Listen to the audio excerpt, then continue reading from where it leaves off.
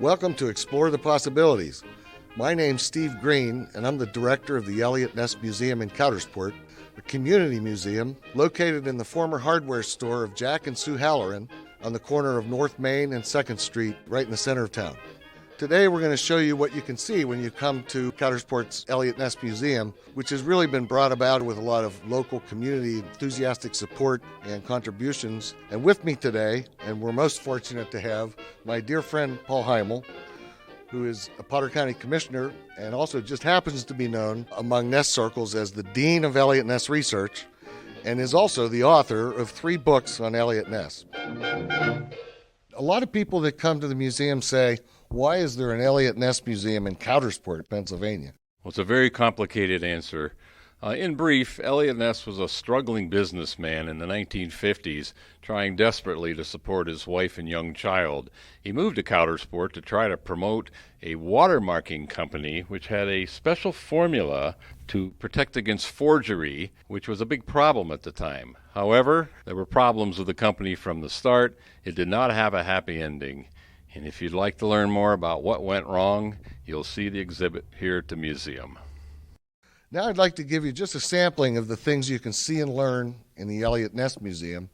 There really are 3 chapters to Ness's life that we look at. Chicago, when Ness battled Al Capone, which led to Ness becoming America's most famous lawman. Then he spent time in Cleveland, when he literally transformed Cleveland from what was considered at the time the most dangerous city in America to America's safest city. And then finally when he came to Coudersport. And you'll also learn that the story of the Untouchables was actually born right here in Coudersport. Also, as you go through the museum, you'll see antique cars and trucks of different vintages that reflect what would have been on the streets for each of those eras, Chicago, Cleveland, and in this case with this Hudson, Coudersport in the 50s. You're also going to learn how Ness was a role model for good law enforcement throughout his whole career. The reason the story of the Untouchables was born in Coudersport is that when Ness came to Coudersport in the 50s, he met with a guy named Oscar Fraley, who interviewed Ness across the street in the Crittenden Hotel, as Ness told him about his exploits with Capone in Chicago. From that, Fraley wrote the book The Untouchables. After that, Desilu Studios bought the rights to the book and produced the TV series The Untouchables, and that's what launched Eliot Ness's fame. Unfortunately, Ness never lived to know his fame. Tonight's episode, The Frank Nitti Story, starring Robert Stack as Eliot Ness.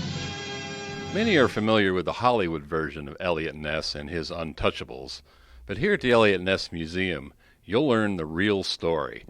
Many dedicated federal agents served under Special Agent Ness in rooting out crime in gangland Chicago and helping bring down the notorious Al Capone. You'll also find that the museum has an eclectic nature. It's got areas for kids to play puzzles and games. It's got seating areas where you can relax, and also a jail cell that's real popular for photo ops. One of the popular events we hold at the museum are Capone Soup Kitchen Days, the 3rd Saturday of every month. It's a reflection of the years of Ness and Capone in Chicago, when Capone, in an effort to try to restore his image, served free soup and food to the poor and the unemployed. So we hold a soup kitchen where we have our cast host the guests. They're dressed in their costume as flappers, gangsters, and untouchables, and serve gangster soup to our guests. This is our speakeasy and bathtub gin exhibit, created by my friend Ron Ebert. Bathtub gin was a term coined in 1920 for any bootleg booze or rotgun alcohol that was homemade, whether it was in a bathtub or a can or whatever. In the Eliot Ness Museum, you'll also learn all about Prohibition, the failed experiment of the Roaring Twenties that really gave birth to Eliot Ness's fame and organized crime. Many of you who visit the Eliot Ness Museum will want to stop at the exhibit that we call The One That Got Away. A maniacal serial killer in the city of Cleveland taunted Eliot Ness for months and months, claimed numerous victims, was never brought to justice. In the museum, we also have a theater where you can watch video shorts and films related to Ness and Capone, and you'll also learn how Ness was the inspiration and model for a famous TV and comic strip character. You'll also learn about Ness's untimely death at the young age of 54, and you'll learn why did it take 40 years after his death before there was a true memorial service for Ness. For more information on the Coudersport Eliot Ness Museum, you can go to our website, or you can find us on Facebook. For more information about our area, go to visitpotter-tioga.com. On behalf of the museum team, we look forward to seeing you when you come to visit the Eliot Ness Museum.